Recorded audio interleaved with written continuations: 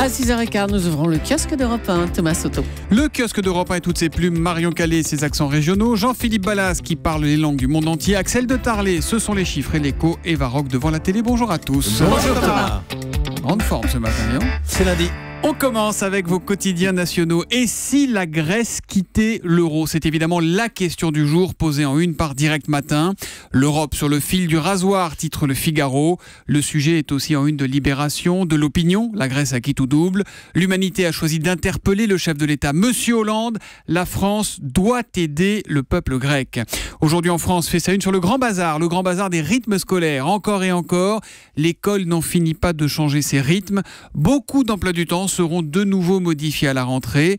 Une cacophonie qui va durer, prévient le quotidien, qui cite le cas de l'Aussonne. L'Aussonne, c'est en Haute-Loire, où lorsqu'un animateur manque à l'appel, eh bien, c'est le maire lui-même qui s'y colle.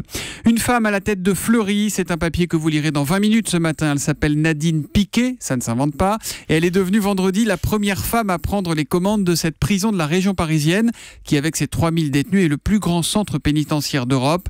Là-bas, la surpopulation à Fleury-Mérogis, surpopulation carcérale, dépasse les 160%. Et puis un petit nouveau a fait son apparition sur Twitter il y a quelques heures. Beaucoup de vos journaux s'en font l'écho ce matin. C'est DSK, Dominique Strauss-Kahn, qui a écrit son premier tweet. Hello Twitter, Jack is back. Comprenne qui pourra.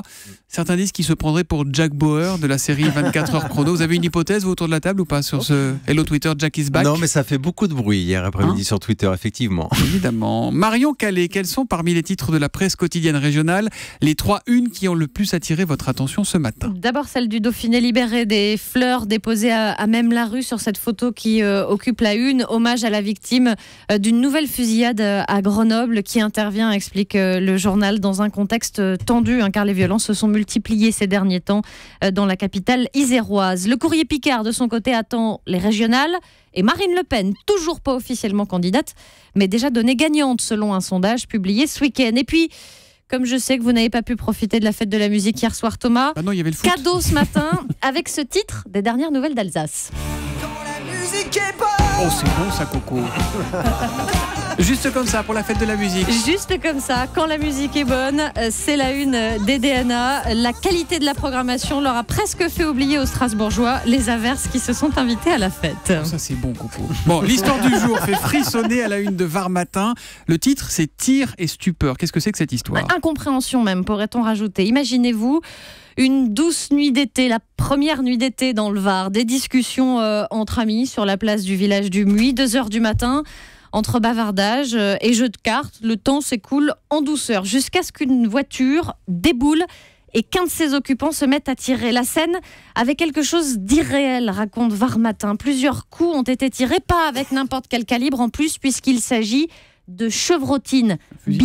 Un fusil de chasse, exactement. Bilan 6 blessés, dont un grave. Aucune certitude pour l'instant sur le mobile de l'attaque. Les victimes elles-mêmes racontent leur incompréhension. Règlement de compte, acte d'un déséquilibré. Pour l'instant, tout ça s'écrit avec un point d'interrogation. Les gendarmes recherchent en tout cas actuellement un monospace dont la municipalité a trouvé la trace sur des caméras de vidéosurveillance. Eh ben dis donc, c'est donc à la une de Var Matin ce matin. La presse internationale, Jean-Philippe Ballas.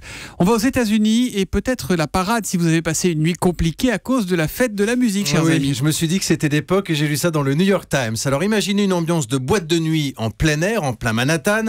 300, 400 personnes qui dansent, qui sautent dans tous les sens, mais sans bruit ou presque. Approchez-vous, oui, chaque participant porte un casque sans fil. Il n'y a pas d'enceinte, il n'y a pas de gros haut-parleurs. La musique arrive directement dans vos oreilles, sans en faire profiter le voisinage. Ça s'appelle le Silent Disco, traduisez la boîte de nuit silencieuse, et elle a manifestement de plus en plus d'adeptes, d'autant que chaque participant peut sélectionner sa musique. Il y en a qui dansent des slow pendant qu'il y en a qui font du rap, quoi. Parce que sur scène, il y a 3 DJ et 3 canaux sur votre casque et vous pouvez passer de l'un à l'autre selon votre humeur. Mais c'est quand même moins festif que d'habitude, non ? La reine du dance floor pose une question. En tout cas, alors, les participants, eux, ils n'y voient que des avantages. D'abord, ils trouvent qu'en boîte, la musique est toujours trop forte, c'est vrai, et le genre à vous donner un peu les oreilles qui sifflent le lendemain matin, on a tous connu ça. Ici, vous réglez le volume de votre casque, c'est quand même plus sain. Et puis, vous pouvez adapter selon les circonstances. Certains organisateurs de mariage font des silent disco maintenant. La fête est silencieuse, bah oui, vous dérangez pas papy-mamie à la table d'à côté.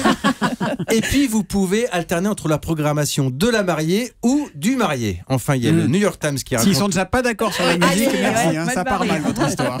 C'est plutôt intéressant, non? Alors, le New York Times raconte aussi le cas de ce jeune homme qui n'ose pas danser en public parce qu'il n'a pas le sens du rythme et qu'il se trouve ridicule. Bah là, forcément, avec le casque, ça se voit beaucoup C'est vrai, moins. quand on arrive de l'extérieur, qu'on voit des gens danser, qu'on n'entend pas la musique, ça doit être beaucoup moins ridicule. Hein. J'ai vu des vidéos, c'est assez intéressant. En plus, parfois, ils chantonnent dessus. Il n'y a pas la musique, on les entend chantonner. Ils n'ont rien inventé, hein. Vic, dans la boom, quand elle va conclure avec Romain, Mais c'est il met un vrai. casque de Walkman sur les oreilles. Mathieu, pas Romain, Mathieu, pardon. C'est ça, c'est Mathieu, Oui, hein, c'est Vic. Mathieu. C'est Mathieu. Ouais. Sophie Marceau, le salopard. Bon, à la une de l'écho, Axel de Tarlet. Qui s'offrira la villa de Johnny Depp dans le Var? C'est un article à lire sur le site de challenge.fr. Voilà, je vais faire un peu mon journaliste people, parce que je ne sais pas si vous êtes au courant, mais Johnny Depp et Vanessa Paradis se sont séparés et donc ils mettent en vente leur villa dans laquelle ils ont passé 14 ans. C'est une villa à côté de Saint-Tropez. Alors, il y a la photo sur le hashtag E1 matin. J'ai également là la photo. Voilà, une jolie villa. Il y a le terrain avec, hein, en c'est fait, pas négligeable. Hein. Alors en fait c'est un hameau, c'est un mini village et ils ont alors par exemple donc l'église de ce hameau a été transformée en appartement pour accueillir les anciens amis de Johnny Depp et Vanessa Paradis. Le restaurant, l'auberge est devenue la salle à manger.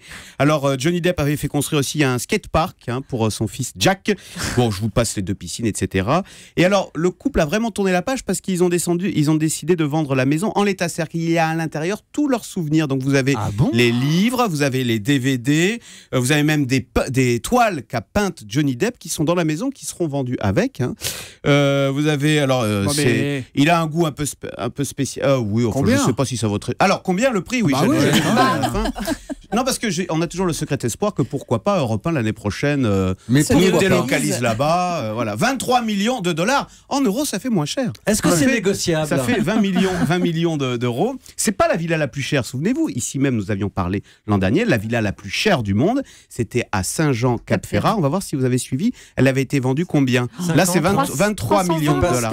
130. Bravo. 130 millions. Il n'y a que Eva Rock qui soit suit, soit en train de pomper sur la copie de son petit voisin qui s'appelle Axel de Tarlet. Voilà. Donc, il y a de belles villas dans le sud pour l'année prochaine pour faire le 23 millions de dollars, c'est ça? Ouais, 20 millions d'euros. Je sens que Jean-Philippe Ballas va faire une offre net vendeur. Voilà qui nous amène tout droit à la télé. Terre en ébullition sur France 5, c'est à 20h40, Eva Rock. Ouais, alors là, accrochez-vous, c'est un documentaire façon blockbuster américain avec effets spéciaux extraordinaires. Alors au départ, c'est quand même une leçon de géologie, d'histoire, de géographie. Et pour tout savoir sur les plaques tectoniques, que se passe-t-il sous la Terre, là, à 90 mètres sous nos pieds, là où il n'y a plus de traces humaines? Aucun être humain n'est descendu à plus de 4000 mètres. Au-delà, c'est l'inconnu. Tout ce que l'on sait, c'est qu'il y fait chaud. Très chaud.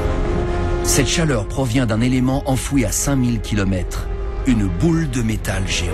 C'est le noyau de la Terre. Il est presque aussi gros que la Lune. Et il est aussi chaud que la surface du Soleil. Voilà, c'est parti en fait, vous allez voir, pour un voyage alors à travers les États-Unis, l'Islande ou le Japon. En fait, c'est tout pour comprendre les séismes, la formation des montagnes, la formation des volcans aussi, ou aussi comment se dirigent les tortues de mer à travers les océans, alors qu'a priori, elles n'ont même pas de GPS intégré. Et puis surtout, savoir comment tout ça va évoluer, et notamment en Californie. San Francisco et Los Angeles se trouvent sur 2 plaques tectoniques distinctes de part et d'autre de la faille de San Andreas. Dans 9 millions d'années, Los Angeles se sera déplacé de 550 km vers le nord. On n'aura plus besoin de prendre sa voiture pour relier les 2 villes.